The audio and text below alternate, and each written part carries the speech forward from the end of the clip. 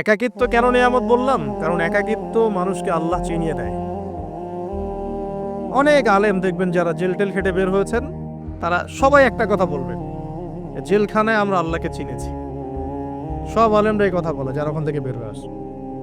কারণ একাকিত্ব মানুষকে গভীরভাবে ভাবায়, আল্লাহকে পাওয়ায়, আল্লাহর কাছে দোয়া করতে শেখায়, মানুষকে বোঝায় যে আল্লাহ ছাড়া কেউ নাই সাহায্য করার। তো যারা হকপন্থী হয়, একাকিত্ব তাদের বরণ করতেই হয়। এটা মাথায় রেখে পথ চলতে হবে। ইব্রাহিম আলাইহিস সালাম পথ চলা শুরু করলেন। এবার কি হলো? তিনি কি বাসা থেকে বের হয়ে সেই এলাকা, ওই নমরুদের দেশ ছেড়ে চলে গিয়েছিলেন? উত্তর না। প্রথমে তিনি চলে যান নাই। প্রথমে তিনি ওই সমাজেই থেকেছেন, থেকে দাওয়াত দেওয়ার চেষ্টা করেছেন। তিনি ওই সমাজেই থেকেছেন, থেকে দাওয়াত দেওয়ার চেষ্টা করেন। ঠিক মুহাম্মদ সাল্লাল্লাহু আলাইহি ওয়াসাল্লামের মতো। সমাজের মানুষ যখন নির্যাতন নিপীড়ন করছেন, তিনি কি শুরুতেই সমাজ ছেড়ে বের হয়ে চলে গেছেন? না, 13 বছর দাওয়াত দিয়েছেন। কত বছর? 13 বছর। তো ইব্রাহিম আলাইহিস সালাম সমাজের মানুষকে দাওয়াত দেন। কিভাবে দেন? কোরআনে এইভাবে ভাষা আসছে। আমি সূরাগুলোর নাম বলে দিই, আপনারা একটু চেক করে নিয়েন। সূরা আম্বিয়ার মধ্যে আসছে, সূরা সফফাতের মধ্যে আসছে, সূরা আনআমের মধ্যে আসছে। তো তিনি দাওয়াত দেন এভাবে যে ওয়াইজ ক্বালা ইব্রাহিম, যখন ইব্রাহিম বললেন লিআবিহি ওয়া কওমিহি, তার বাবাকে এবং তার কওমকে বললেন, মা হাযিহি তামাসিলু আল্লাতী আনতুম লাহা আকিফুন, তোমরা এইসব কি মূর্তির উপাসনা করো, এদের চারপাশে ঘুরতে থাকো, কি সব করো? তো তারা বলে যে নাহনু বাল ওয়াজাদনা আবাআনা কাযালিকা ইয়াফআলুন, আমরা আমাদের বাপ দাদাদেরকে দেখেছি এইভাবেই করতে। তাদের রেফারেন্স কিন্তু এটাই ছিল। কোনো দালিলিক জ্ঞানতাত্ত্বিক যুক্তি বিজ্ঞান দর্শন এখানে নাই। দর্শন এখানে কি ফিলোসফিটা কি? বাপ দাদাদেরকে দেখেছি করছে। এটা দিয়ে আবার অনেক সময় বাংলাদেশে আবার একটা ট্রেন্ড চালু করা হয়েছে যে তোমরা দীর্ঘদিন 1200 বছর থেকে যে ইসলামটা ফলো করে আসছো ওটা ভুয়া, আমরা যে নতুন মডারেশন দিচ্ছি এটাই সঠিক। এই দলিল সেম না। এখানে অমুসলিমদেরকে দাওয়াত দেওয়া হচ্ছে। অমুসলিমরা বলছে যে আমরা বাপ দাদাদেরকে দেখেছি যে তারা এইভাবেই মূর্তি পূজা করতো, আমরা তাই করি। এটার সাথে কি হানাফি মাযহাবকে মিলাবেন আপনি? হ্যাঁ, হানাফি মাযহাব বাপ দাদা থেকে চলে আসছে, ভুয়া, নতুন যেটা দিচ্ছি এটাই সঠিক। আস্তাগফিরুল্লাহ। তো আমরা হাত চেঞ্জ করাটাকে এখন মনে করি হিন্দু থেকে মুসলমান হইলাম মনে হয়। হাত বদল করাটাকে মনে হয় যে হিন্দু থেকে মুসলমান হয়েছি মনে হয়। গভীরে ঢোকেন ওলামায়ে কেরামদের মানে দার্সে গিয়ে বসে গভীরে ঢুকলে বুঝতে পারবেন যে ইসলামিক স্কুল অফ থট গুলা প্রত্যেকটারই ভিত্তি আছে। এগুলোর গভীর শেকড় আছে, ভিত্তি আছে। আল্লাহ, রাসূল এবং রাসূলের সাহাবীগণ, এই তিনটাকেই মানতে হবে। আপনি যদি বলেন যে আমি সাহাবীদেরকে মানি না, খালি আল্লাহ এবং রাসূলকে মানি, তাহলে আল্লাহকে রাসূলকে মানতে পারবেন না। সাহাবীদের অনুসরণ না করলে রাসূলকে ফলো করতে পারবেন না। তো ওইটা আজকের ইস্যু না, এটা ফিকহি অনেক ব্যাপার, গভীর ব্যাপার, এটা অন্যদের কথা হবে। এই দলিল কিন্তু সেম করা যাবে না। আবার আমরা বাপ দাদা থেকে দেখে আসছি তোমরা নামাজ এইভাবে পড়ো, এই নামাজ ওই দলিল চলবে না, আমারটা ঠিক, এটা ঠিক না। নামাজ যেটা পড়ে আসে তারা এটা ঠিক আছে, এর প্রত্যেকটা দলিলের মধ্যে অথেন্টিসিটি আছে। এরকম করে সমাজে ফিতনা ছড়ানো ঠিক হবে না, বিভ্রান্তি ছড়ানো ঠিক হবে না। এখন আসলে ইব্রাহিম আলাইহিস সালামকে কি আনসার দিচ্ছেন? আমরা আমাদের পিতা মাতাদেরকে দেখেছি, বাপ দাদাকে দেখেছি এরকম তাওয়াফ করতে, মূর্তির চারপাশে পূজা করতে, নজর দিতে। তো ইব্রাহিম আলাইহিস সালাম বলছেন যে হাল ইয়াসমাউনাকুম, এই মূর্তিগুলো কি তোমাদেরকে শুনতে পারে? ইস্তাদউন, যখন তোমরা একে ডাকো। হাল ইয়ানফাউনাকুম, তোমাদের কোনো উপকার আসতে পারে? আও ইয়াদুররুকুম, তোমাদের কোনো ক্ষতি করতে পারে? তার দলিলগুলো কিন্তু অকাট্য। ইব্রাহিম আলাইহিস সালামের দলিলগুলো কিন্তু এখানে, যুক্তিগুলো কিন্তু অকাট্য। আসলে কি সে শুনতে পারে? আসলে কি সে দেখতে পারে? আসলে কি সে তোমার উপকার করতে পারে? তাদের কিন্তু কিছু বলার নাই এখানে। তারা বলছে বাল ওয়াজাদনা আবাআনা কাযালিকা ইয়াফআলুন, আমাদের পিতা মাতা বাপ দাদাদেরকে দেখেছি এইভাবেই করতে। ইব্রাহিম আলাইহিস সালাম বলছেন যে ইন্নাকুম আনতুম লাফি দালালিম মুবিন, তোমরা তো সুস্পষ্ট বিভ্রান্তির মধ্যে আছো। তাহলে তো এরকম আরো অনেক আয়াত আছে সূরা সফফাতের মধ্যেও, ওয়া ইন্না মিন শিআতিহি লা ইব্রাহিম ইয জাআ রাব্বাহু বিকলবিন সালিম ইয ক্বালা লিআবিহি ওয়া কওমিহি মাযা তা'বুদুন, তোমরা কিসের ইবাদত করো? আইফকান আলিহাতান দুনাল্লাহি তুরিদুন, তোমরা কি আল্লাহ সম্পর্কে মিথ্যা আরোপ করতে চাচ্ছ? ফামা যান্নুকুম বিরাব্বিল আলামিন, আল্লাহ রাব্বুল আলামিন সম্পর্কে তোমাদের কি ধারণা? এভাবে তিনি তার কওমকে দাওয়াত দিতে লাগলেন। তাদের কওমের দলিল একটাই ছিল, বাপ দাদাদেরকে দেখেছি এভাবে মূর্তি পূজা করতে, তাই করি। সনাতন, এটা ছিল কি সনাতন থটস। অথচ সর্বপ্রথম এটা শুরু হয় কোন নবীর আমল থেকে? নূহ আলাইহিস সালাম। নূহ আলাইহিস সালামের যুগের মানুষ সর্বপ্রথম এই মূর্তি পূজা শিরক করেছে। এর আগে মূর্তি পূজা ওয়ার্ল্ডে ছিল না, নূহ আলাইহিস সালামের যুগ থেকে শুরু হয়েছে। তাহলে এটাকে আমরা সর্বোচ্চ পর্যায়ে সনাতন বলতে পারি না। তারও আগে যে সময় চলে গেছে, ওই সময় মানুষ তাওহীদপন্থী ছিল। আদম আলাইহিস সালামের যুগে তখন মানুষ এই কাজ করতো না। শুরুটা কেমন করে হলো? ভালো উদ্দেশ্যেই শুরু হয়েছিল, ভালো মনে করে। কেমন? যে মানুষ এরকম চিন্তা করে নিয়েছিল যে এই মানুষগুলো লাত, উজ্জা, হবল, ইয়াগুথ, ইয়াউক, নাসর, ইয়াগুথ, ইয়াউক, নাসর, এই ভালো মানুষগুলো আল্লাহর খুব নেককার বান্দা ছিলেন। তাদের স্ট্যাচু তৈরি করা যায়, তৈরি করলে কি হবে? এগুলোকে দেখলে আমাদের আগ্রহ জন্মাবে ইবাদত করার ব্যাপারে। এটা ছিল ওদের থটস। শয়তান এভাবেই তাদেরকে ইনফ্লুয়েন্স করেছিল আর কি। তারা তাই করলো।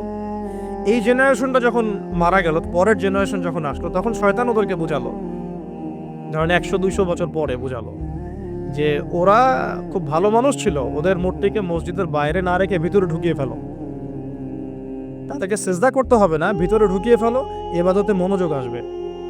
পরের জেনারেশন এই কাজটাই করলো। থার্ড জেনারেশনকে শয়তান বোঝালো যে সরাসরি ওদের কাছে চাইলেই হবে, তারা আল্লাহ পাকের অনেক মানে কি আনুগত্য প্রাপ্ত, নৈকট্য প্রাপ্ত বান্দা, সরাসরি তাদের কাছে চাইলেই হবে। আল্লাহর কাছে চাওয়া, এখানে চাওয়া একই কথা, ওখানে সেজদা করা, এখানে সেজদা করা একই কথা। এখান থেকে শুরু হলো সরাসরি স্ট্যাচু ওয়ার্শিপ। সরাসরি স্ট্যাচু ওয়ার্শিপিং এখান থেকে শুরু হয়েছে। তো আমরা আমাদের হিন্দু ভাই বোন যারা আছেন, আমাদের আশপাশে অমুসলিম ভাই বোন, তাদের প্রতি সম্মান রেখেই এই হিস্ট্রিগুলো পড়তে বলবো আর কি, এবং যুক্তি দর্শনগুলো খুঁজতে বলবো। আসলে কি তারা শুনতে পায়? আসলে কি সে আমার কোনো উপকার করতে পারে? আসলে কি সে আমার কোনো ক্ষতি করতে পারে? আসলে কি সে সৃষ্টিকর্তার প্রতিমূর্তি হতে পারে কিনা? তো আমরা এটা আহ্বান জানাবো, আমরা কারো ধর্মীয় অনুভূতিতে আঘাত করব না। ইসলাম আমাদেরকে এটা শেখায় না। ইসলাম এটা শেখায় যে মানুষকে হিকমার সাথে, প্রজ্ঞার সাথে দাওয়াত দেয়া, যাতে করে তারা জাহান্নামের রাস্তা থেকে ফিরে আসতে পারে ইনশাআল্লাহ। এখন আসুন, আরও একটা দাওয়াত ইব্রাহিম আলাইহিস সালাম তার কওমকে দিলেন। সেটা কি? এবার এখানে সমাজের মানুষের সাথে ওই সমাজের ধর্ম নেতারাও ছিল। সমাজে কিন্তু কয়েক শ্রেণীর মানুষ থাকে, মানে সামাজিক নেতা, ধর্মনেতা, রাষ্ট্রনেতা। তো রাষ্ট্রনেতার পর্যায়ে এখন ইব্রাহিম আলাইহিস সালাম জান দেয়, এখন সমাজ নেতা আর ধর্মনেতা চলছে আর কি। এবার ধর্মনেতা আসলো, এসে ধর্মনেতারা তাকে বোঝানোর চেষ্টা করলো যে এই আসমানের তারা, চাঁদ, সূর্য, প্রকৃতি, গাছপালা, এগুলো ইলাহ, এগুলোর ইবাদত করা যায়। এই ঘটনা আল্লাহ রাব্বুল আলামিন সূরা আনআমের মধ্যে বলেছে। তো ইব্রাহিম আলাইহিস সালামকে তারা দেখাচ্ছে, এটা আরবি একটা কাব্যিক ভাষায় কোরআনে এসেছে, চমৎকার ভাষায়, যে ফালাম্মা জান্না আলাইহিল লাইল, যখন তার উপর রাত আচ্ছাদিত হলো, রাআ কাওকাবা, তখন ইব্রাহিম আলাইহিস সালাম কি দেখলেন? আকাশে তারা দেখলেন। ঠিক আছে, তারা দেখে মূর্তি পূজার এখানেই আছে, ধর্মনেতারাও এখানেই আছে। তো তিনি বলছেন, হ্যাঁ রব্বি, এটা আমার রব। ফালাম্মা ফালা, যখন তারকাগুলো অস্তমিত হলো, ক্বালা লা উহিব্বুল আফিলিন, আমি তো অস্তমিত যাওয়া জিনিসকে পছন্দ করি না। রব তো অস্তমিত যাবে না, এখানেও যুক্তি লাগবে, তো আমার ফিলোসফি লাগবে, আমার এখানে দর্শন লাগবে, এখানে তো আমাকে মানে প্রজ্ঞা দিয়ে বোঝাতে হবে। এটা তো অস্তমিত হয়ে গেল, এটা তো রব হতে পারে না। ফালাম্মা রাআল কামারা বাযিগান, যখন সে চাঁদকে দেখলো জ্বলজ্বল করছে একদম। আর এখনকার চাঁদ দেখা আগের চাঁদ দেখা তো এক না, এখন তো আমরা চাঁদের আলোই খুঁজে পাই না, তখনকার চাঁদ তো অন্যরকম। বাযিগান মানে জ্বলজ্বল করছে। তখন তিনি বললেন, হাযা রব্বি, এটা আমার রব। তখন ফালাম্মা ফালা, যখন এটাও অস্তমিত হয়ে গেল, তিনি বলছেন, লাইল্লাম ইয়াহদিয়ানি রব্বি লাকুনান্না মিনাল কওমিদ দাল্লিন, আল্লাহ যদি আমাকে হেদায়েত না দেন, তাহলে আমি এই দল্লিনদের অন্তর্ভুক্ত হয়ে যাব। ইব্রাহিম আলাইহিস সালাম বলছেন, ফালাম্মা রাআ শামসা বাযিগাতান, যখন এবার সূর্যকে দেখলেন দিনের বেলা, এটা তো আরো বড়। হাযা রব্বি হাযা আকবার, এটা আমার রব, এটা সবচেয়ে বড়। হাযা আকবার, এটা সবচেয়ে বড়। ফালাম্মা ফালাত, এটা যখন অস্তমিত হয়ে গেল, তখন তিনি বলছেন এই কথাটা যে ইয়া কওমি ইন্নী বারিউম মিম্মা তুশরিকুন, হে আমার কওম, তোমরা যেগুলোকে দিয়ে আল্লাহর সাথে শরিক করছো এখান থেকে আমি আমার চেহারাকে ফিরিয়ে নিলাম। সুবহানাল্লাহ। তখন তিনি এই কথাটা বলেন, ইন্নী ওয়াজ্জাহতু ওয়াজহিয়া লিল্লাযী ফাতারাস সামাওয়াতি ওয়াল আরদা হানিফাও ওয়া মা আনা মিনাল মুশরিকিন, আমি আমার চেহারাকে ফিরিয়ে নিচ্ছি এই আসমান সমূহ এবং জমিনের সৃষ্টিকর্তার দিকে, এবং আমি মুশরিকদের অন্তর্ভুক্ত নই। ইন্না সলাতি ওয়া নুসুকি ওয়া মাহইয়ায়া ওয়া মামাতি লিল্লাহি রাব্বিল আলামিন, আমার সালাত, আমার কুরবানি, আমার স্যাক্রিফাইস, আমার জীবন, আমার ফুল লাইফ, আমার মৃত্যু সবকিছু কার জন্য? জগৎ সমূহের প্রতিপালক আল্লাহর জন্য। লা শারীকা লাহু, তার কোনো শরীক নাই। ওয়া বিযালিকা উমিরতু, এই একনিষ্ঠভাবে তার ইবাদত করার জন্যই আমি আদিষ্ট হয়েছি। ওয়া বিযালিকা উমিরতু ওয়া আনা মিনাল মুসলিমিন, এবং আমি মুসলিমদের অন্তর্ভুক্ত। এই শুরু হলো এবার পুরো স্পষ্টভাবে তাওহীদের ঘোষণা দেয়া। তবে ইব্রাহিম আলাইহিস সালামের এক একটা পদক্ষেপ কি যৌক্তিক না, বৈজ্ঞানিক না, এবং অকাট্য প্রমাণ আছে না, এগুলোকে কিন্তু ভেদ করতে পারছে না তারা।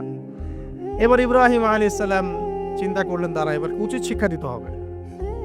তবে আগে বলেন এই যে উচিত শিক্ষাটার কথা বলছে, এটা আবার আপনারা খবরদার ভুলেও কোথাও দিতে যায় না, ঠিক আছে? এটা তো সময় আছে। ইব্রাহিম আলাইহিস সালামের সাথে নবী সাল্লাল্লাহু আলাইহি ওয়াসাল্লামের জীবনের মিলে কথা বলছিলাম। নবী সাল্লাল্লাহু আলাইহি ওয়াসাল্লাম মক্কা বিজয়ের আগে কি কখনো মূর্তির গায়ে হাত দিয়েছেন কিনা বলেন? দিয়েছেন? যখন মক্কা বিজয় হয়ে গেছে, পুরো স্টেটই আপনার, অথরিটি আপনার, তখন আপনি আপনার অ্যাকশন নিতেই পারেন, সেটা আপনার ব্যাপার, তখন আপনি কি করবেন?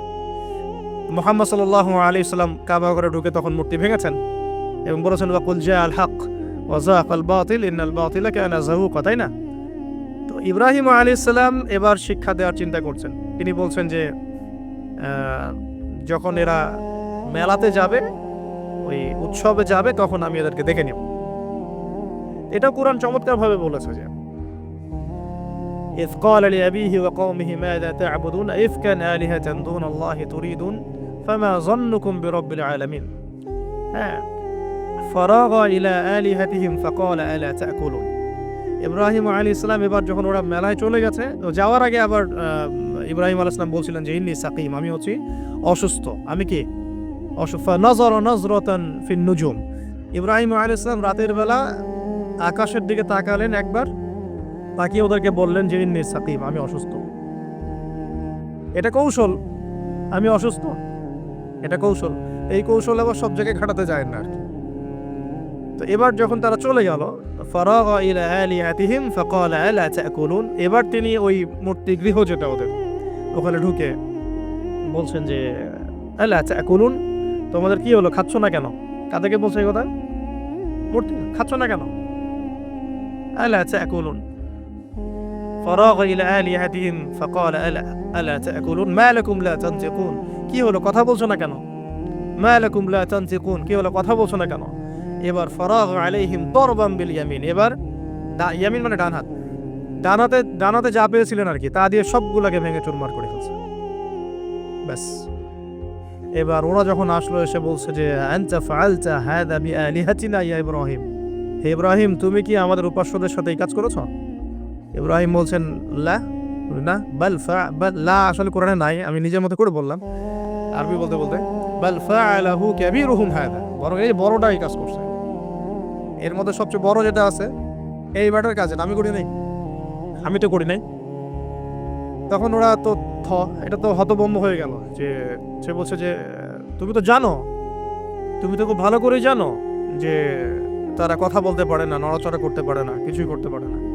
তখন তিনি বললেন তাহলে তোমরা কেন এমন ইলাহের উপাসনা করো যে কথাও বলতে পারে না, শুনতেও পারে না, দেখতেও পারে না, তোমার উপকারও করতে পারে না, ক্ষতিও করতে পারে না। কিন্তু এবারও কিন্তু যুক্তি নাই, কোনো তাদের কাছে কোনো দলিল নাই, কোনো প্রমাণ নাই, কোনো যুক্তি দর্শন কিছু নাই। এবার শুরু হলো জুলুম। জালেমের কাজ কি?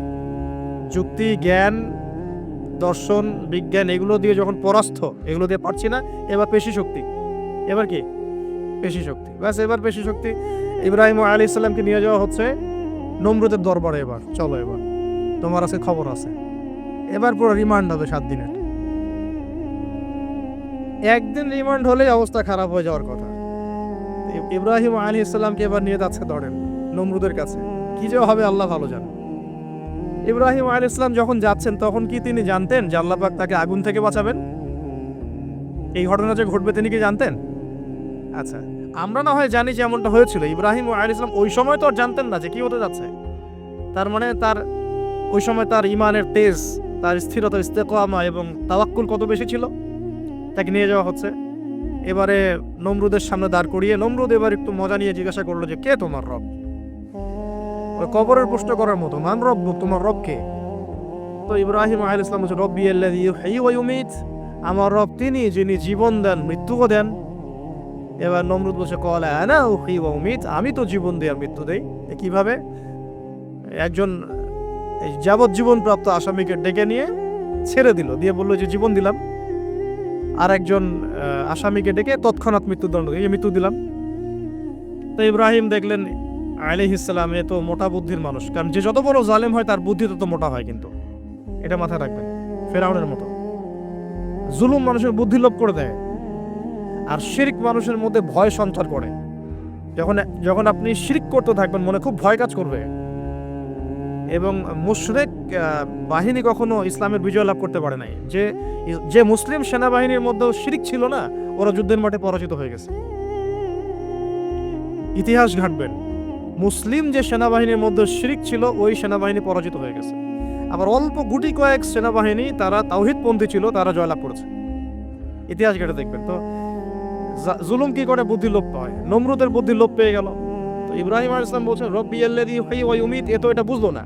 তাহলে ইন্নাল্লাহা তাআলা ইন্নাল্লাহা ইয়াতি বিশ-শামসি মিনাল মাশরিক ফাতি বিহা মিনাল মাগরিব। ইব্রাহিম আলাইহিস সালাম বলছেন যে আল্লাহ রাব্বুল আলামিন, আমার আল্লাহ, তিনি পূর্ব দিক থেকে সূর্য ওঠান। তো তুমি যদি ইলাহ হয়ে থাকো তাহলে পশ্চিম দিক থেকে উঠাও। এটা আরো বড় অকাট্য দলিল হলো। তার অবস্থাটা আল্লাহ ব্যাখ্যা করছেন এভাবে, আল্লাহ বলছেন ফাবুহিতাল্লাযী কাফার, কাফের একদম হতভম্ব হয়ে গেল। একদম হতভম্ব হয়ে তো লাভ নাই, বেশি শক্তি আছে আমার। তোমার যুক্তি, বিজ্ঞান, দর্শন, থিওরি তো আমার দরকার নাই। তোমার দিনের জ্ঞানের এলিমেন্ট তোমার দরকার নাই। তোমার ওয়াজ নসিহতের আমার দরকার নাই। আমার কাছে কি আছে? বেশি শক্তি আছে, পিটায় সব সিধা করে ফেলাবে একেবারে। বাস ইব্রাহিম আলাইহিস সালামের জন্য বলছে ফাল হাররিকুহু ওয়ানসুরু আলিহাতাকুম, একে জ্বালায় দাও, পুরায় দাও, একে জ্বালায় পুরায় দাও, তোমাদের ইলাহদেরকে সাহায্য করো। আল্লাহ পাক অন্য জায়গায় বলছেন যে ফাআরাদু বিহি কাইদান ফাজআলনাহুমুল আসফালিন, তারা ইব্রাহিম আলাইহিস সালামকে নিয়ে একটা বিশেষ বড় একটা কৌশল করল। এই কৌশলটা কি ছিল? তাকে অগ্নিকুণ্ডের মধ্যে ফেলে দেওয়ার একটা চেষ্টা করলো, আগুন জ্বালিয়ে রাখলো। বলা হয় 40 দিন, এগুলো হিস্ট্রি বা তাফসীরুলতে আসছে, আমি just Quran text to the point বলছি। তো আগুন দাউ দাউ করে জ্বলতে লাগলো, ওই ব্যাবিলন, ওখানকার সব মানুষ দেখছে বিষয়টা।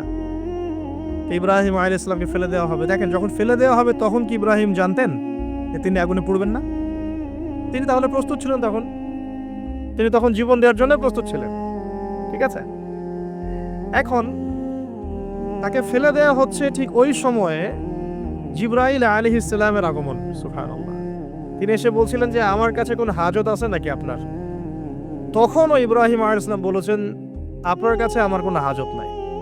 হাসবি আল্লাহ ওয়া নি'মাল ওয়াকিল, এই যে কথাটা আমরা বলি হাসবুনাল্লাহু ওয়া নি'মাল ওয়াকিল, হাসবি আল্লাহ ওয়া নি'মাল ওয়াকিল, ইব্রাহিম আলাইহিস সালাম বললেন আল্লাহই আমার জন্য যথেষ্ট এবং তিনিই আমার উত্তম কর্মবিধায়ক। এরকম মোমেন্টে বান্দা যখন আল্লাহকে এভাবে চাবে, আল্লাহ রাব্বুল আলামিন না এসে পারবেন? তখনই পারবেন ইনশাআল্লাহ তাআলা। তখন আল্লাহ রাব্বুল আলামিনের আদেশ চলে আসলো, ইয়া নার, হে আগুন, কুনি বারদান ওয়া সালামান আলা ইব্রাহিম, ইব্রাহিমের জন্য ঠান্ডা হয়ে যাও, শীতল ঠান্ডা হও, মানে খুব শীতল না, আবার আরামদায়ক শীতল ঠান্ডা হয়ে যাও। সুবহানাল্লাহ। এভাবে আল্লাহ রাব্বুল আলামিন ইব্রাহিম আলাইহিস সালামকে অগ্নি পরীক্ষা থেকে বাঁচালেন। ওখানে ইব্রাহিম আলাইহিস সালাম থাকলেন, কোনো ক্ষতি হলো না। তিনি পরবর্তী সময় বলেছিলেন ওই সময়টুকুর মধ্যেই তিনি শান্তিতে ছিলেন। যে বললাম না, অনেকে যে নির্যাতন নিপীড়নের শিকার হয় তারপরে বলে যে ওই সময়টুকুই ভালো ছিলাম, আল্লাহকে পেয়েছিলাম, তেলাওয়াত বেশি ছিল, তাহাজ্জুদ বেশি ছিল, পরে ফিতনার যুগে চলে আসছি। তো এই হলো অগ্নি পরীক্ষা। এরপরে কমকে দাওয়াত দেওয়ার হলো না, সেখান থেকে চলে যেতে হলো। ওই যে এই যে অগ্নি পরীক্ষা ইব্রাহিম আলাইহিস সালামকে এখানে দিতে হয়েছে, ওইরকম পরীক্ষা আমাদের নবী সাল্লাল্লাহু আলাইহি ওয়াসাল্লামকে দিতে হয়েছে তায়েফের মাঠে, দিতে হয়েছে বদরের মাঠে, উহুদের মাঠে। এখানে আল্লাহ পাক ফেরেশতা নামিয়ে দিয়েছেন সাহায্যের জন্য, বদরের মাঠে দেখেন উহুদের মাঠে আল্লাহ পাক ফেরেশতা নামিয়েছেন সাহায্যের জন্য। একদম হুবাহু মিল পাবেন আপনি জিনিসগুলো, খালি বাসিরা থাকলেই হবে, ধরতে পারলেই হবে জিনিসগুলো। সামনে যাই, এবার শুরু হলো জীবনের দ্বিতীয় পর্যায়ে। এবার তিনি হিজরত করে চলে যাচ্ছেন। দেখেন এখানেও হিজরত, আবার নবী সাল্লাল্লাহু আলাইহি ওয়াসাল্লামের যুগেও মক্কা থেকে মদিনায় নবীগণের জীবনের সাথে এগুলো জড়িত। ঠিক আছে, এখন যাওয়ার তো একজন সাথী লাগবে। একাকিত্বের জীবনের অবসান ঘটলো, আল্লাহ রাব্বুল আলামিন তাকে সাথী দিলেন। সাথীর নাম হচ্ছে সারা আলাইহিস সালাম। কি নাম? অনন্য সুন্দরী নারী ছিলেন। ইতিহাসে বলা হয় যে দুজন নারী সবচেয়ে বেশি সুন্দরী, দুজন। আমাদের মতো আর্টিফিশিয়াল সুন্দরী না, আর্টিফিশিয়াল সুন্দরী কথা বলো, অরিজিনালি সুন্দরী দুজন নারীর কথা বলা হয়েছে। একজন হচ্ছেন হাওয়া আলাইহিস সালাম, অনন্য সুন্দরী নারী ছিলেন, এবং আরেকজন সারা আলাইহিস সালাম, তিনি পরম সুন্দরী নারী ছিলেন। দেখেন সারা আলাইহিস সালাম তার গর্ভ থেকে কিন্তু পরবর্তীতে মানে সন্তান তো প্রথমে হচ্ছিল না, তাই না? শেষ বয়সে গিয়ে সন্তান হলো।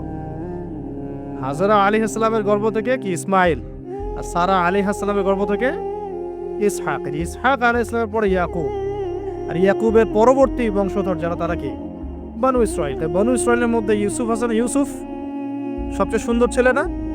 সারা আলাইহিস সালামের সৌন্দর্য, সুবহানাল্লাহ, কথা বুঝতে পারছেন? মায়ের সৌন্দর্য, মার বাবা তারা ছিলেন পরম সুন্দর। এখন সারা আলাইহিস সালামের সাথে বিয়ে হলো। দেখেন এই যে লম্বা সময় আলোচনা করলাম, এই সময়টুকুর মধ্যে ইব্রাহিম আলাইহিস সালামের দাওয়াতে মাত্র দুজন মানুষ মুসলমান হয়েছে। কয়জন? একজন হলো তার স্ত্রী সারা, আর একজন হচ্ছে তার ভাতিজা, তার নাম লুত। ভাতিজার নাম কি? লুত। পরবর্তীতে তিনিও নবী হয়েছিলেন, এবং তাকে সাদুম গোত্রের কাছে পাঠানো হয়েছিল। কোন পাপের কারণে? হোমোসেক্সুয়ালিটি, সমকামিতা, যেটা এখন ওই বিজ্ঞাপন দিয়ে প্রচার করা হয়। এবং ঢাকা শহরে যদি একটা শুমারি করা হয়, দেখবেন এদের সংখ্যা কম হবে না। ঢাকা শহরে যদি শুমারি করা হয়, দেখবেন এদের সংখ্যা কম হবে না। এখন যদি ভূমিকম্প আসে, আমরা কি লা ইলাহা ইল্লাল্লাহ বলবো? বলেন তো। আমরা তো ডেকে নিয়ে আসতেছি ভূমিকম্প, আমরা ডেকে নিয়ে আসতেছি যে আল্লাহ পাক বলছেন এগুলো করো না, গজব আসবে। আমরা করছি আর এটাকে ডেকে নিয়ে আসতেছি, আসো। আর এদিকে আমরা মানে রড সিমেন্টের অ্যাডভার্টাইজ করতেছি আর কি, এগুলো দিয়ে বাড়ি বানালে কোনোদিন ভাঙবেও না, কাঁপবেও না। আমাদের চিন্তাগুলো কেমন হয়ে গেছে জানি। আল্লাহ পাক জেনা, ব্যভিচার, মাদক, পর্নোগ্রাফি, এই সমকামিতার এইসব পাপের কারণে এরকম গজবগুলো নাজিল করেন। শুধু ঢাকা কেন, এরকম বড় বড় মেগা সিটিজ যেগুলো আছে, এগুলোতে এখন এটার অধিকার তারা চাচ্ছে, আন্দোলন করে অধিকার চাচ্ছে। আপনার রেইনবো ফ্ল্যাগ দেখবেন, রংধনু ফ্ল্যাগ। রংধনু ফ্ল্যাগ মানেই সমকামিতা।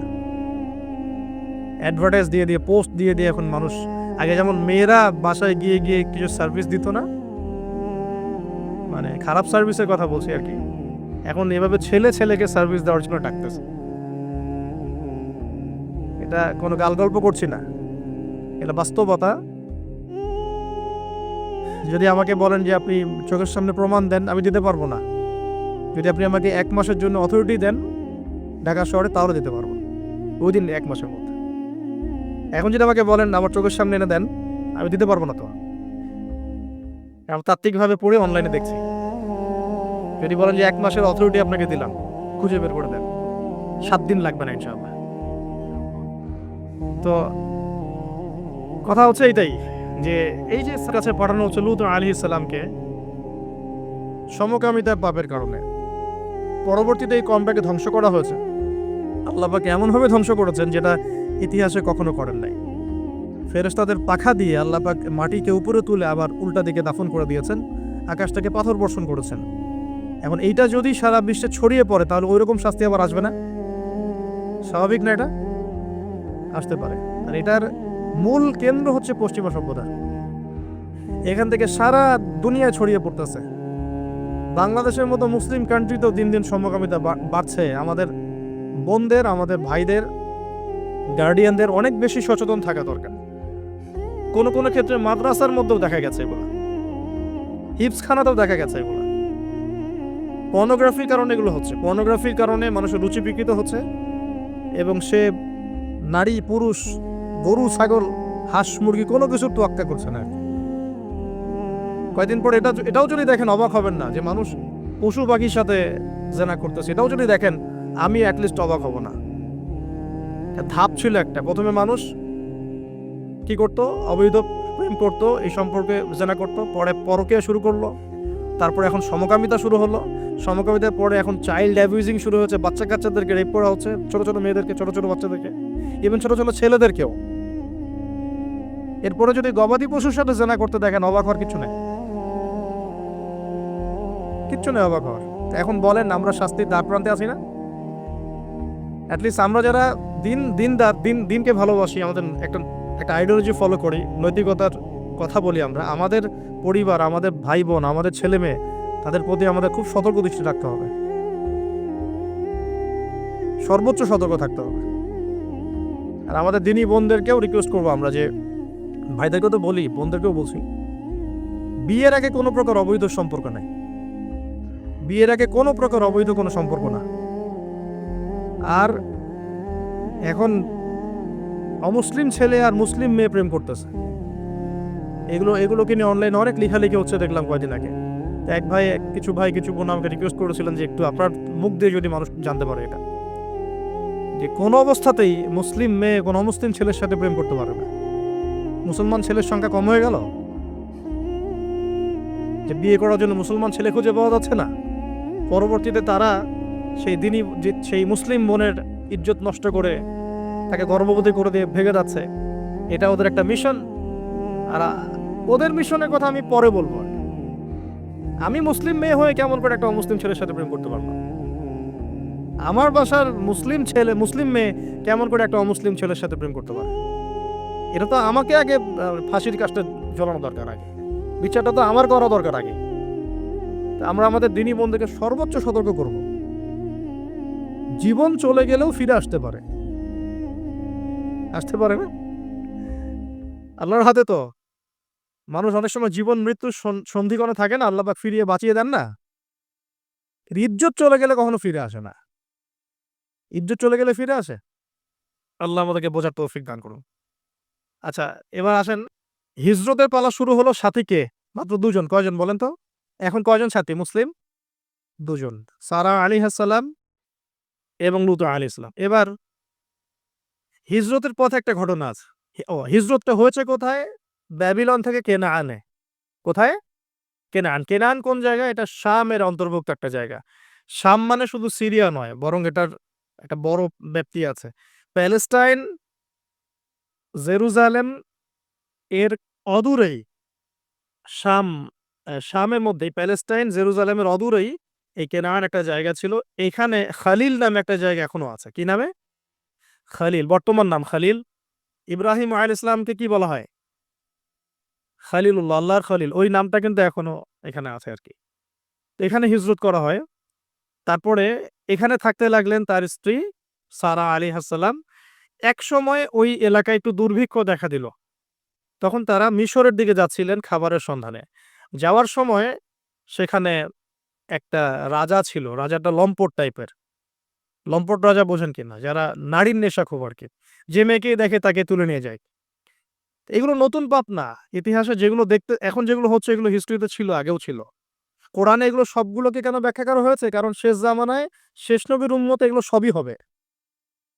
শেষ নবীর উম্মতের সময় এই সবগুলো রিপিট হবে, কারণ আল্লাহ পাক সব জানিয়ে দিয়েছেন আমাদেরকে কি হয়েছিল আগে। আমরা হচ্ছে সামারি, পাপের সামারি। সারা ওয়ার্ল্ডের যত পাপ ছিল এগুলো সামারাইজিং করা হয়েছে, এই উম্মত হবে এগুলো উম্মতের মধ্যে। এই জন্য আল্লাহ পাক সতর্ক করেছেন বারবার। এখন এই রাজা সারা আলাইহিস সালামের দিকে চোখ দিল। এখানে আমাদের দিনী বোনদেরকে একটা মারাত্মক নসিহত করতে চাই।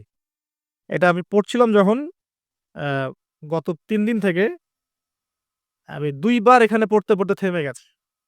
সারা আলাইহিস সালামকে যখন কিডন্যাপ করা হয়েছে, তখন ২টো কাজ হয়েছে এখানে। এক, ইব্রাহিম আলাইহিস সালাম সাথে সাথেই তিনি নামাজে দাঁড়িয়ে গেছেন।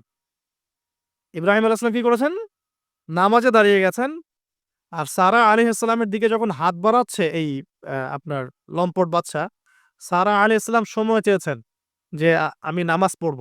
আমাকে নামাজ পড়ার ব্যবস্থা করে দেয়া হোক।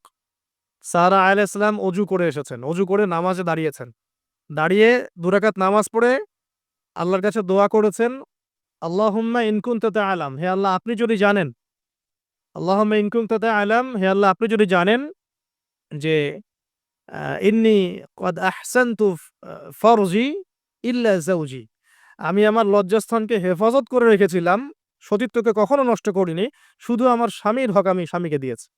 মানে আমি আমার স্বামী ছাড়া অন্য কারো কাছে আমার সতীত্ব নষ্ট করি নাই। যদি আপনি এটা জেনে থাকেন, আল্লাহ ফানসুরনি, আল্লাহ আপনি আমাকে সাহায্য করেন। ওয়ালা তুসমিত আলাইয়া হাযাল কাফির, আমার উপরে এই কাফেরকে আপনি বিজয়ী করেন না। এই দোয়াটা দিনী বন্যা মুখস্থ করে রাখতে পারেন। কারণ অনেকেই চলতে ফিরতে উঠতে বসতে অনেক রকম হ্যারাসমেন্টের শিকার হন।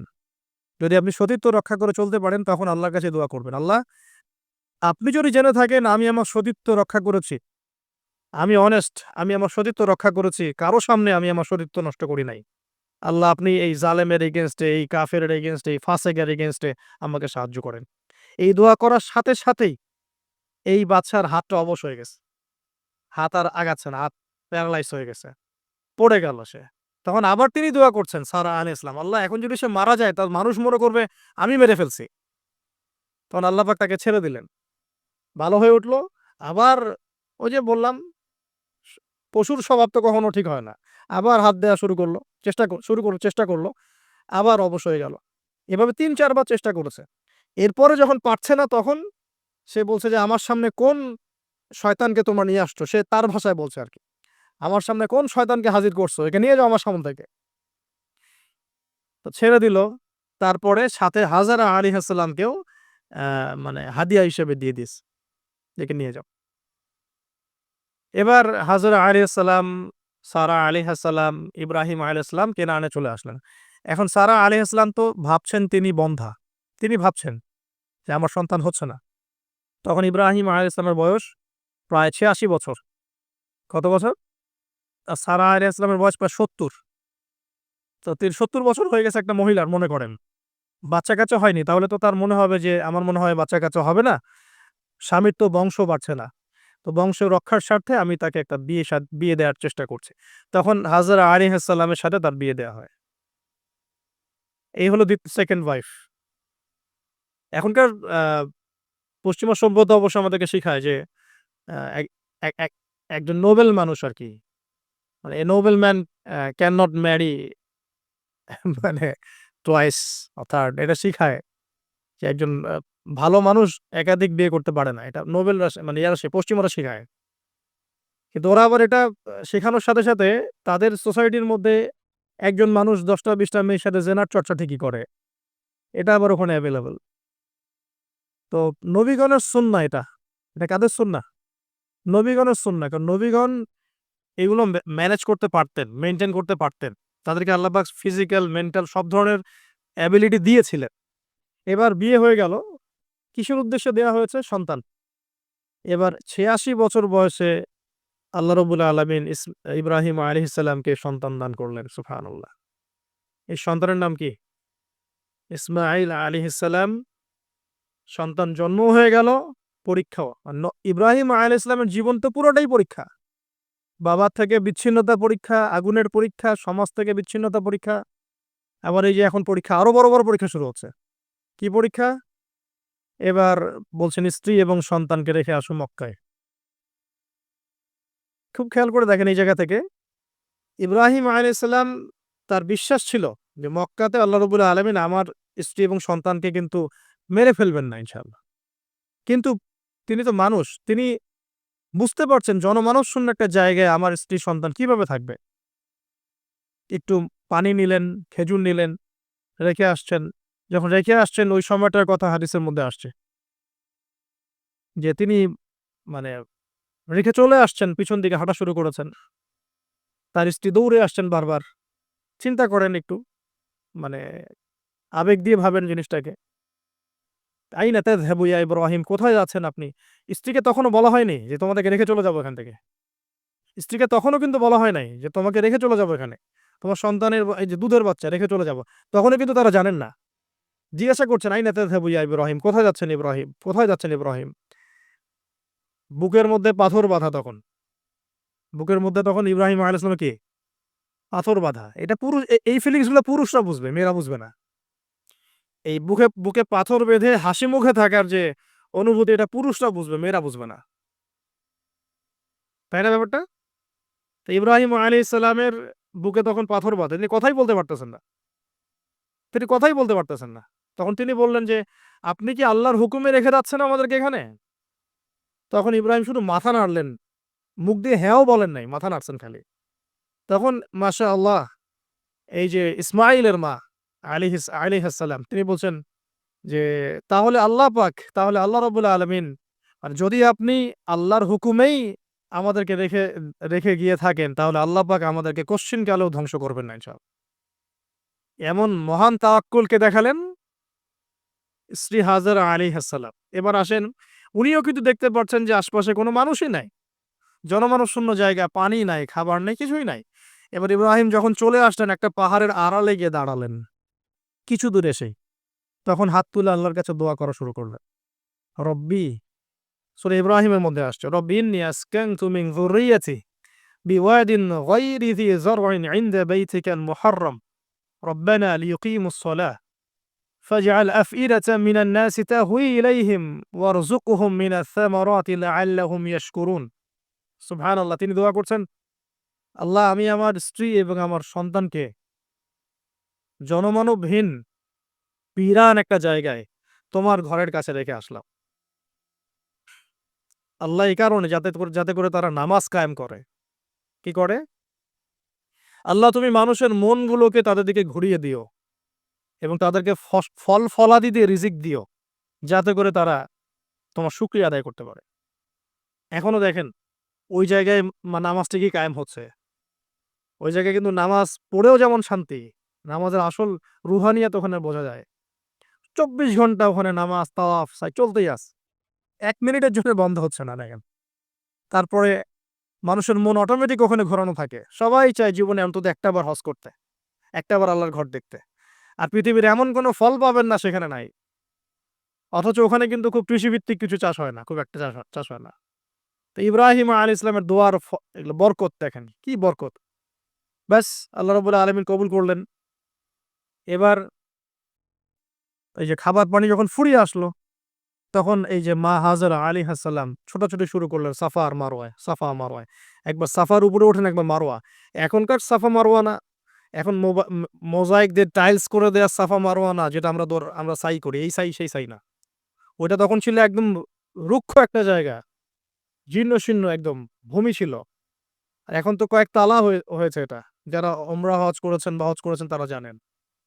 তো এরকম বিরান জায়গা সাফা মারওয়া, একজন মহিলা, একজন নারী, তার কি জাযবা! সে এই শক্তি কোথায় পাচ্ছে? সে এই শক্তি পাচ্ছে কোথায়? সেই তাওয়াক্কুল কোথায় পাচ্ছে? কোন আশা নিয়ে সে ছুটছে আরকি? আর আমরা কোন আশা নিয়ে দুনিয়ার পথে ছুটছি আরকি? পানি, বাচ্চা এদিকে কান্নাকাটি করছে, বাচ্চা কান্নাকাটি করছে, চিৎকার করছে, সে দৌড়াচ্ছে, একবার সাফা, একবার মারওয়া, একবার সাফা, একবার মারওয়া। আমরা যখন হজ করতে যাই, উমরা করতে যাই, কখনো এই ফিলিংসই আসে না আমাদের মধ্যে। ওইখানে গিয়ে সেলফি উঠানো শুরু করে মানুষ। আমরা গিয়েছিলাম, অবাক হয়ে যাই, ওখানে সেলফি উঠায় মানুষ বসে, বসে। সাফা মারওয়া সাইয়ের কোনো ফিলিংসই নাই। এটা হাজেরা আলাইহিস সালামের স্মৃতি। আল্লাহ পাকের কাছে এই দৌড়াদৌড়ি এতই ভালো লেগেছে, আল্লাহ পাক কিয়ামত পর্যন্ত রেখে দিয়েছেন, সুবহানাল্লাহ।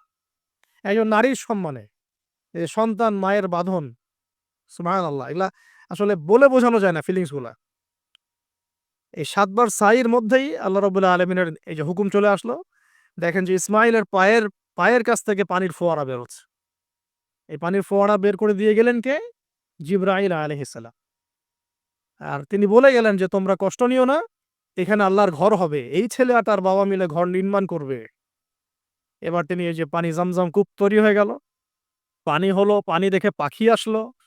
কি আসলো ১ম এ? পাখি। পাখি কিন্তু পানি খোঁজে। এরপরে ওখানে ওই পাখিকে দেখে একদল মানুষ আসলো আরকি। এই মানুষগুলো ইয়েমেন থেকে আসছে। কোত্থেকে? এবং এই গোত্রই পরবর্তীতে আরবে বিস্তার লাভ করেছে। এই গোত্রের মেয়ের সাথে ইসমাঈল আলাইহিস সালামের বিয়ে হয়েছে। পরবর্তীতে এই গোত্রর হাত ধরে কুরাইশ বংশ হয়েছে এবং এই কুরাইশ বংশে আমাদের শেষ নবী মুহাম্মদ সাল্লাল্লাহু আলাইহি ওয়াসাল্লামের জন্ম হয়েছে। বুঝতে পারলেন? এই হলো ইতিহাস। তো তারা পানি চেয়েছিল। তো হাজরা আলাইহিস সালাম বলেছিলেন যে পানি দিতে পারি এক শর্তে, এখানে বসতি স্থাপন করতে হবে। ওরা তো আরো ভালো, বসতি স্থাপন করবো, পানিও পাবো, সব তো আরো ভালো হলো। এখানে ইসমাঈল আলাইহিস সালাম বড় হন, পরবর্তীতে এখানকারই এক মেয়েকে তিনি বিয়ে করেন, নারীকে বিয়ে করেন।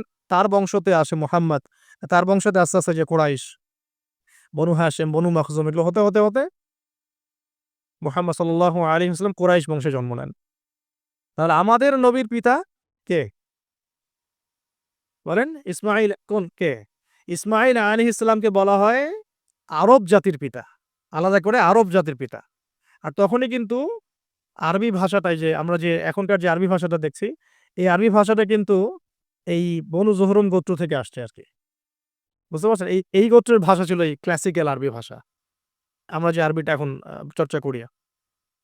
তো এবার ইসমাঈল আলাইহিস সালামের বয়স যখন এবার আবার একটু বড় হলো, বেশি হলো, ১০ থেকে ১৩ বছর, তখন আরেকটা পরীক্ষা। এর এর মাঝে, মাঝে বাবা আসেন, দেখেন যান, দেখেন যান। এখন শেষ বয়সে যারা সন্তান পেয়েছেন তারা এই জিনিসগুলো বুঝেন। আমরা যারা বিয়ে-শাদী করি নাই, সন্তান হয় নাই, আমরা আসলে এগুলো পড়ি, বুঝতে পারি না। কারো যদি সন্তান মারা গিয়ে থাকে, তাকে দাফন করে থাকেন, তারা এই ফিলিংস গুলো বোঝেন, বুঝবেন। কিন্তু যারা সন্তানের বাবা হই নাই, আমরা মানে আনম্যারিড, অ্যাডাল্ট হই নাই, আমরা এগুলো বুঝি না। আমরা এগুলো পড়ি। আমরা এগুলো যে রিডিং পড়তে পারি। ঠিক আছে? জীবনে নিজের সাথে একটা কিছু হয়ে গেলে সেটার অভিজ্ঞতা আমরা যেভাবে বুঝি, না হলে তো আমরা বুঝি না। এখন শেষ বয়সে সারা জীবন দোয়া করার পরে শেষ বয়সে গিয়ে আল্লাহ পাক একটা বাচ্চা দিলেন, ইসমাঈল আলাইহিস সালাম, তাকে আবার রেখে আসতে বললেন দূরে। এই বাচ্চা আবার একটু বড় হয়েছে, মাঝে, মাঝে দেখা হয়, যাওয়া আসা হয়, যাওয়া আসা হয়। এই বাচ্চার বয়স হয়েছে এখন ১০ থেকে ১৩ বছর। আল্লাহ পাক বলছেন একে জবাহ করতে হবে, কুরবানি করতে হবে। তো ইব্রাহিমের জীবনের পরীক্ষাগুলো দেখেন। এবার এই স্মৃতি তো সামনে আসছে আমাদের। এই যে আমরা সাইয়ের কথা বললাম, এটা আমাদের হাজীদের এখন এই কাজ করবেন তারা সামনে। আমরা যে কাবা ঘরের কথা বলছি, এখন তারা সেখানে আছে। আমরা এখানে নামাজের কথা বলছি, তারা সেখানে নামাজ পড়ছেন। এই জিনিসগুলো না জেনে, না পড়ে, না বুঝে হজ উমরা করতে গেলে স্বাদ পাবেন না তো আপনারা। টেস্টটা পাবেন না। এখানে বয়স হলো ১৩ বছর, ১৫ বছর, কুরবানি করতে বললেন। কুরবানি যে আমরা করি, গরু ছাগল কুরবানি দেই, আমরা তো ফিলিংসই বুঝি না যে আসলে আমরা কি করতেছি? কেন করছি? কার স্মৃতিতে করছি? না করলে কি হতো? তো এটা নিয়ে তো এই যে একটু আগে এক ভাই বলে গেলেন যে এগুলো নিয়ে যে বিভিন্ন মহলে অনেক সমালোচনা, পশু কুরবানি, অমানবিক, এই সেই। এগুলো তো চিন্তারই জায়গা নাই। এগুলো চিন্তার তো জায়গাই নাই আমাদের কাছে। কারণ এখানে সবচেয়ে বড় কথা ছিল নিজের জীবন কুরবানি করা। নিজের জীবনটা কুরবানি করা। নিজের জীবন না চেয়ে আল্লাহ আমার কাছে একটা খাসি চেয়েছেন, একটা গরু চেয়েছেন, একটা বাহিমাতুল আনআম চেয়েছেন। এখানে তো আমার নিজের জীবনটাই দেওয়ার কথা ছিল। ওটা না নিয়ে আল্লাহ পাক বলেছেন যে বাহিমাতুল আনআম একটা দিলেই হবে। তোমার কাছে ওটার গোশতও চাই না, চামড়াও চাই না, কিছুই চাই না। তাকওয়াটুকু চাই। তাতেই এত কথা। এটার দামই বা কত? ১০-১৫ হাজার, বা একটা গরু ৫০,০০০, ৬০,০০০, ৳১,০০,০০০। ৳১,০০,০০০ কি আপনি সন্তানের মূল্য দিয়ে হিসাব করতে পারবেন? তো এখানে মূল জিনিসটাই হচ্ছে আল্লাহ পাকের হুকুম। আল্লাহ পাকের হুকুমই সবচেয়ে বড় কথা। আল্লাহ পাকের হুকুমের ফলেই নেকি হয়। অন্য কোনো কাজের নেকি না। আল্লাহ পাক হুকুম দিয়েছেন বলেই। একটা এক্সাম্পল দিয়ে জাস্ট সামনে যাব। হাজিরা মিনায় রাত কাটাবে না মিনায়? এমনিতে হারাম শরীফে নামাজ পড়লে কত নেকি হয়? ১ রাকাত নামাজ পড়লে ১,০০,০০০ নেকি হয়। মানে ১ ওয়াক্ত নামাজ পড়লে ১,০০,০০০ ওয়াক্তের নেকি হয়। হারামের কথা বলছি। কাবার কথা বলছি। আর মদিনায় তো ১,০০০। তো কাবা ঘরে নামাজ পড়লে এত নেকি হয়। আল্লাহ রাব্বুল আলামিন এখান থেকে হাজিদেরকে বলেছেন যে মিনায় গিয়ে রাত কাটাতে হবে। এখানে হুকুমটা কি? মিনায় গিয়ে রাত কাটাতে হবে। এটা হজের একটা কাজের মধ্যে অন্তর্ভুক্ত। মিনায় গিয়ে রাত কাটাতে হবে। কেউ যদি মনে করে যে মিনায় গিয়ে তো নামাজ পড়লে তো ১,০০,০০০ রাকাত নেকি নাই। হারাম শরীফে নামাজ পড়লে 1 ওয়াক্ত পড়লে 1 লক্ষ ওয়াক্তের নেকি হয়। তা আমি হারামেই থেকে যাই, মিনায় যাব না। ও কি নেকি পাবে না, ওর হজই হবে না। এখানে নেকিটা বড় কথা না। বড় কথাটা কি? আল্লাহর হুকুম। আল্লাহ পাকের হুকুমের পিছনে কি নেকি আছে এটা আমি সংখ্যা দিয়ে কাউন্ট করতে পারব না। আল্লাহ পাক হুকুম দিয়েছেন মানে সেখানে ইনফিনিটিভ নেকি আছে আরকি। ওটা 1 লক্ষ, 2 লক্ষ, 5 লক্ষ দিয়ে হিসাব করা যাবে না। এখানে কেন কুরবানি করছি? আল্লাহর হুকুম। যুক্তি, বিজ্ঞান, দর্শন খোঁজার দরকার নাই তো আমার। তো এবার আল্লাহ রাব্বুল আলামিন কিভাবে বলছেন কোরআনে? আল্লাহ পাক বলছেন, ইব্রাহিম আলাইহিস সালাম বললেন, "ইন্নী যাহিবুন ইলা রাব্বি সায়াহদিন।" আমি চললাম আমার রবের পথে, তিনিই আমাকে পথ দেখাবেন। এই আয়াতটা খুবই মনে শান্তিদায়ক আয়াত। জীবনে অনেক কিছু হয়ে যাবে কিন্তু এই আয়াতটা যদি তেলাওয়াত করতে পারেন ভিতরে আল্লাহকে পাবেন। ইন্নী যাহিবুন ইলা রাব্বি সায়াহদিন। আমি ছুটলাম, আমি চললাম আমার রবের দিকে, তিনিই আমাকে পথ দেখাবেন। রব্বি হাবলি মিনাস সলিহিন। আল্লাহ আমাকে সুসন্তান দান করুন। সলিহিন সন্তান দান করুন। ফাবাশশারনাহু বিগুলামিন হালিম। আল্লাহ বলছেন আমি তাকে সহনশীল সন্তান দান করলাম। সহনশীল সন্তান দান করলাম। এবার ফালাম্মা বালাগা মাআহু সা'য়া। এবার যখন বাচ্চাটা বাবার সাথে দৌড়াদৌড়ি করা শিখলো, মানে এই যে ১০, ১২, ১৪ বছর বয়স, এই সময় বাচ্চাগুলো আরো বেশি আকর্ষণীয় হয়। শেষ বয়সের বাচ্চা, এত দোয়া করার পরে একটাই বাচ্চা, একটাই ছেলে, শেষ বয়সের, কেবল বড় হচ্ছে, বাবার সাথে মানে দৌড়াদৌড়ি করতে শিখছে। সন্তানের প্রতি বাবার ভালোবাসা আরো গাঢ় হচ্ছে। আল্লাহ পাক তখনই পরীক্ষা নিলেন। যাতে দেখতে চান আল্লাহ পাক আমার ভালোবাসা বেশি না তোমার সন্তানের প্রতি ভালোবাসা বেশি? সন্তানকে পেয়ে আবার আমাকে ভুলে যাওনি তো? সুবহানাল্লাহ, সুবহানাল্লাহ। এবার ফালাম্মা বালাগা মাআহু সা'য়া। যখন সন্তান ছোটাছুটি করা শুরু করলো, দৌড়াদৌড়ি করতে শিখলো, ক্বালা ইয়া বুনাই। ইব্রাহিম আলাইহিস সালাম বলছেন, "এ আমার সন্তান, ইন্নী আরা ফিল মানামি আন্নী আযবাহুকা।" আমি আমার স্বপ্নে দেখেছি আমি তোমাকে জবাই করছি। এই কথাটা কিন্তু তিনি গিয়েই তাকে বলেন নাই। তিনি সন্তানকে নিয়ে হাঁটছেন। ম কাবাগর থেকে প্রায় ৮ কিলোমিটার দূরে চলে গেছে। যেখানে কুরবানি করি মিনা প্রান্তরে। ৮ কিলোমিটার দূরে চলে গেছেন। সেখানে গিয়ে তিনি বলছেন যে, "বাবা আমি স্বপ্ন দেখেছি আমি তোমাকে জবাই করছি।" আগে কিন্তু বলেন নাই যে, "আমি স্বপ্ন দেখেছি তোমাকে জবাই করছি। চলো আমার সাথে।" জেনে ইসমাঈল আলাইহিস সালাম জেনে শুনে যাননি ওখানে যে, আমাকে ওখানে গিয়ে জবাই করবে আব্বা। অ্যাটেম্প্ট নিবে। তিনি আগে জানতেন না, ইসমাঈলও আগে জানতেন না। যখন তাকে নিয়ে গেছেন ওই স্পটে নিয়ে গেছেন যে যেখানে জবাই করবেন বা মনস্থ করেছেন, ওইখানে গিয়ে তিনি বলছেন যে, "ইন্নী আরা ফিল মানামি আন্নী আযবাহুকা।" বাবা আমি স্বপ্নে দেখেছি আমি তোমাকে জবাই করছি। ফানজুর মাযা তারা। তোমার রায় কি আমাকে বলো। তুমি কি ভাবছো আমাকে বলো। যেমন বাবা আর যেমন বাবা তেমন সন্তানের চেয়ে এখানে বড় কথা হবে, যেমন মা তেমন সন্তান। কারণ মা বলেছিল একসময়, "আপনি কোথায় যাচ্ছেন আমাদেরকে ছেড়ে?" তাই না, মনে আছে? ও আচ্ছা, আল্লাহ আদেশ করেছেন তাহলে আল্লাহ আমাদেরকে ধ্বংস করবেন না। ঠিক ঐরকম মায়ের গর্ভ থেকে এই সন্তান যে বলছে যে, ইয়া আবাতি, হে আমার আব্বা, ইফআল মা তুমার। আপনি করেন, আপনাকে যে আদেশ করেছে আল্লাহ পাক আপনি সেটাই করেন। সাতাজিদুনি ইনশাআল্লাহু মিনাস সাবিরিন। ইনশাআল্লাহ আপনি আমাকে ধৈর্যশীল পাবেন।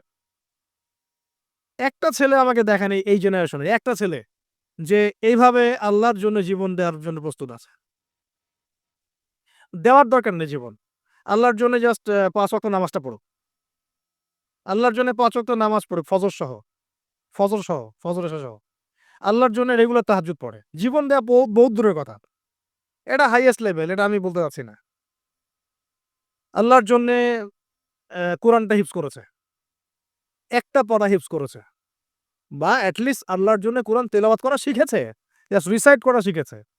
আল্লাহর জন্যে মানে কোনো মাদ্রাসায় বা কোনো উস্তাদের কাছে বা কোনো কোর্সে ৬ মাস, ১ বছর, ২ বছর পড়াশোনা করেছে। আল্লাহর জন্য একটু দাওয়াতি কাজ করেছে। আল্লাহর জন্য একটা বই লিখেছে। আল্লাহর জন্য দিন প্রতিষ্ঠার কিছু চেষ্টা করেছে। মানে আল্লাহর জন্য কিছু করেছে। এই এখনকার যে হিউজ জেনারেশনটা আছে, লাখ কোটি ছেলেমেয়ে, এখান থেকে আপনি আমাকে 5% ছেলেমেয়ে দেন। ইনশাআল্লাহ দিন কায়েম করে দিব বাংলাদেশে ইনশাআল্লাহ। 5% দেন খালি। খুঁজে বের করেন। প্রত্যেকটা ঘরে একটা করে এরকম ছেলে আছে নাকি? যে বলতে পারে যে, "ইয়া আবাতি ইফআল মা তু'মার সাতাজিদুনি ইনশাআল্লাহু মিনাস সাবিরিন।" কি শিক্ষা মা দিয়েছেন সন্তানকে? কি শিক্ষা মা দিয়েছেন সন্তানকে? কি শিক্ষা মা দিয়েছেন সন্তানকে? আর এরকম মাই বা কোথায় পাবেন এখন আপনি? এরকম মাই বা কোথায় পাবেন বাসায়? সব স্টার জলসা জি বাংলা মা এখন। হ্যাঁ, ঘরে ঘরে এগুলা মা সব এখন, স্টার জলসা মা, জি বাংলা মা, হলিউড বলিউড ঢালিউড সব ভর্তি। এদের তো কি, এদের জীবনটাই পাশবিক, এদের জীবনটাই পাশবিক। এমন মাদেরকে স্ত্রীদেরকে আমরা ঘরে নিয়ে আসতেছি যে স্বামীর হায়াত কমে রেখে দিচ্ছে একেবারে, সারাদিন দুনিয়া দুনিয়া দুনিয়া আর দুনিয়া।